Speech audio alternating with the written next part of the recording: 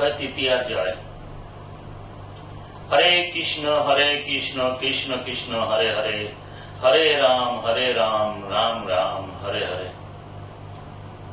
আজকে আমার এই ভিডিও বানানোর উদ্দেশ্য, আপনারা ভিডিওটা শুনুন আর অক্ষয় তৃতীয়া পালন করুন।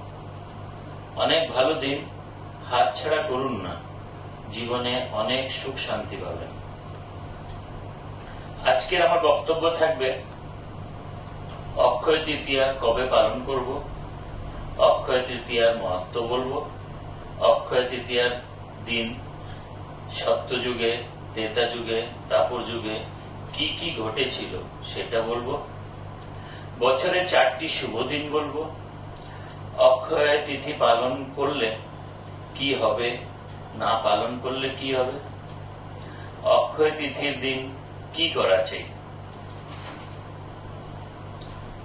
আপনারা সবাই ধ্যান ধরে শুনবেন, অবশ্যই ভালো লাগবে। অক্ষয় তিথি কবে পালন করা চাই? বৈশাখ মাসের শুক্লপক্ষের তৃতীয়া দিবসে, বৈশাখ মাসের শুক্লপক্ষের তৃতীয়া দিবসে 6 বৈশাখ 20 এপ্রিল অক্ষয় তৃতীয়া পালন করা হবে। অক্ষয়ের অর্থ হল কোন সময় ক্ষয় হয় না। অক্ষয় তিথির মাহাত্ম্য। যুধিষ্ঠির মহারাজ সাপ্তাদিক ঋষিকে জিজ্ঞেস করলেন, এর মহত্বটা কি, অক্ষয় তিথির মহত্বটা কি? তখন সাপ্তাদিক ঋষি হেসে বললেন, আমি তোমাকে একটি গল্প শোনাবো, গল্পটি শোনো। একটা ব্রাহ্মণ ভিক্ষা করতে গ্রামে গেছিলেন। এক ঘরে ব্রাহ্মণ আর ব্রাহ্মণী, স্বামী স্ত্রী দুইজনই ছিলেন। তখন ব্রাহ্মণ যখন ভিক্ষা চায়, তখন ব্রাহ্মণ খুবই কৃপণ ছিলেন, ঘরের যে মালিক খুবই কৃপণ ছিলেন। সে মানা করল, না না হবে না, তুমি যাও। ভেতরে তার স্ত্রী ছিল, সে দেখলো শুনলো যে লোককে ঘুরিয়ে দেওয়া হলো, কিছু দান দেওয়া আছে। যখন সে ভিখারি চলে যাচ্ছিল, সে পিছন দরজা দিয়ে কলা পাতায় তার নিজের খাওয়ার কিছুটা অংশ নিয়ে সেই ভিখারি ব্রাহ্মণকে দেন। এই ভিক দেওয়ার অংশটা যখন ব্রাহ্মণী স্ত্রী যখন দিচ্ছিলেন, তখন তার স্বামী স্ত্রী সে কিন্তু দেখেছিলেন আর কোনো প্রতিবাদ করেননি। আর সেই দিনটি ছিল অক্ষয় তিথি। কিছুদিন পরে সে ব্রাহ্মণ, তার স্বামী, সে তার মৃত্যু হয়। মৃত্যু হওয়ার পরে যমদূত এসে যায় নিয়ে যাওয়ার জন্য,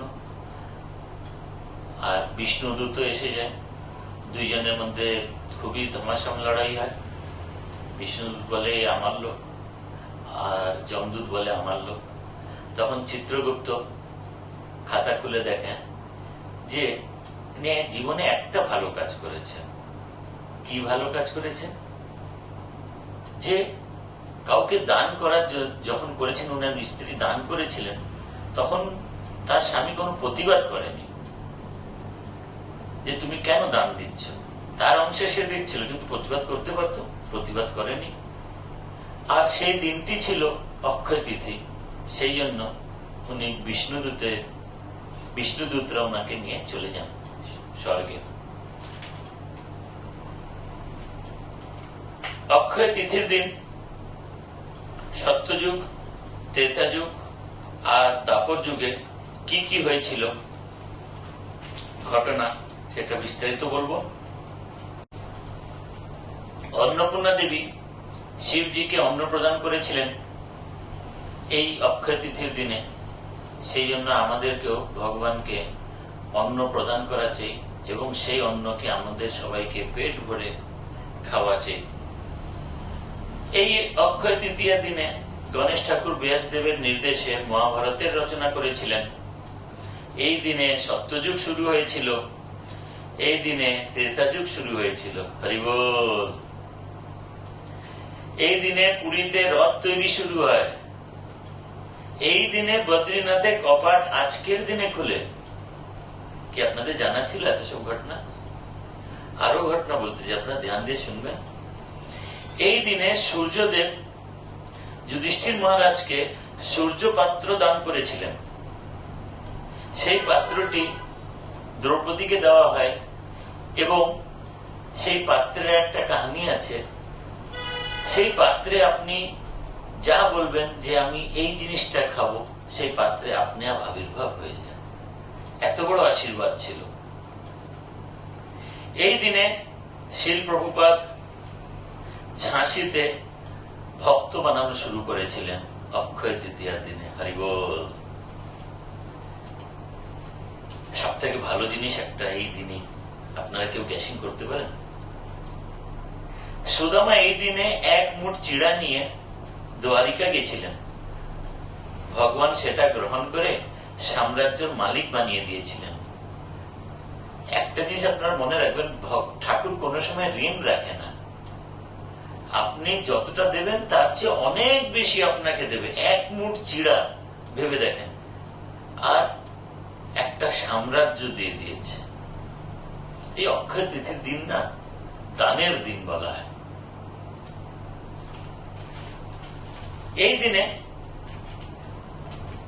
10 হাতির বল দুঃশাসন, 10টা হাতির বল রাখে দুঃশাসন, মা দ্রৌপদীর বস্ত্র হরণ করার চেষ্টা করেছিল। তখন ভগবান মা দ্রৌপদীকে লক্ষ লক্ষ বস্ত্র প্রদান করেছিলেন। তার কারণ ভগবান সুদর্শন চক্র দিয়ে শিশুপালকে বধ করে যখন চক্রটা নিজের কাছে আসছিল, তখন ওনার আঙ্গুলে এক কোণায় কিছুটা কেটে যায়। দ্রৌপদী তখন তার নিজের শাড়ি থেকে কাপড় ছিঁড়ে ভগবানের হাতে বেঁধে দেয়। সেই ঋণটা কিসে চুক্ত করল? যখন দ্রৌপদীর বস্ত্রহরণ হলো, লক্ষ লক্ষ শাড়ি দিয়ে তার বস্ত্রহরণের ঋণ শোধ করল। তো ঠাকুর কোন সময় ঋণ রাখে না, আপনি যত দেবেন তত পাবেন। এই দিনে ভগবান পরশুরামের জন্ম হয়েছিল। এই অক্ষয় তৃতীয়া দিনে ভগবান পরশুরামের জন্ম হয়েছিল। এই দিনে স্বর্গের কোষাধ্যক্ষ কুবের আজকের দিনে পদভার গ্রহণ করেছিলেন, কোষাধ্যক্ষের পোস্ট পেয়েছিলেন। এই দিনে নন্দরাজ প্রয়াগরাজ গিয়ে স্নান করেছিলেন এই অক্ষয় তিথির দিনে। এই দিনে গঙ্গা আবির্ভাব হয়েছিল। এই দিনে গঙ্গা নদীর আবির্ভাব হয়েছিল। সেই জন্য আপনারা গঙ্গা নদী বা সমুদ্র বা পুকুর যেখানেই পারেন সেখানেই স্নান করেন। না পারলে আর কি করবেন, বাথরুমে গঙ্গা গঙ্গা বলে বলে স্নান করে নেবেন। এই দিনে ভগবান হয়গ্রীব হয়ে বেদের রক্ষা করেছিলেন। এই দিনে ব্রহ্মপুত্র অক্ষয় কুমারের জন্ম হয়েছিল।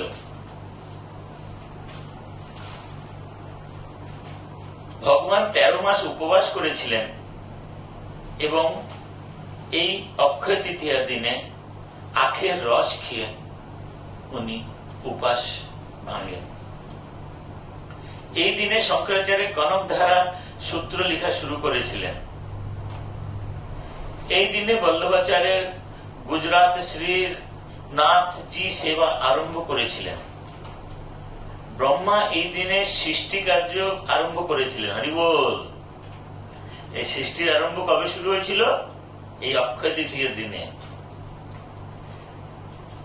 জানেন আপনাদের ইস্কন মন্দির মায়াপুরে এই অক্ষয় তৃতীয়ার দিনে বেলি ফুল দিয়ে পুরোটা সাজানো হয়। আর সেদিনকে আরতি কিসে করা হয় জানেন? বেলি ফুল দিয়ে আরতি করা হয়। পুরো সুগন্ধ ভরে যায় মায়াপুরে এই মন্দিরে। সব থেকে বড় কথা, এই দিন থেকে চন্দন যাত্রা শুরু হয়। চন্দন কি করে? শরীরে ঠান্ডা পৌঁছায়। তো ঠাকুরকে পুরো চন্দন লাগানো, 21 দিন ধরে ঠাকুরকে চন্দন লাগানো হয়। এই দিন থেকে নৌকা বিহার শুরু হয়। পুরীতে আর মায়াপুরে তো পা রাখার জায়গা পাওয়া যায় না, নদীতে ঘাটে একেবারে জায়গা নেই। নৌকা বিহার শুরু হয় এই দিনে। কেমন লাগলো এই ঘটনাগুলি? বছরের 4টা শুভ দিন কোন কোনটা দিন জানেন? প্রথম হলো, সব থেকে ভালো দিন হলো অক্ষয় তিথি, তারপরে বিজয়া দশমী, তারপরে বৈশাখ মাসের প্রথম দিন, তারপরে কার্তিক মাসের প্রথম দিন। এই 4টা দিন আপনি যে কোনো শুভ কার্য করবেন, আপনার অবশ্যই ফল লাভ হবে।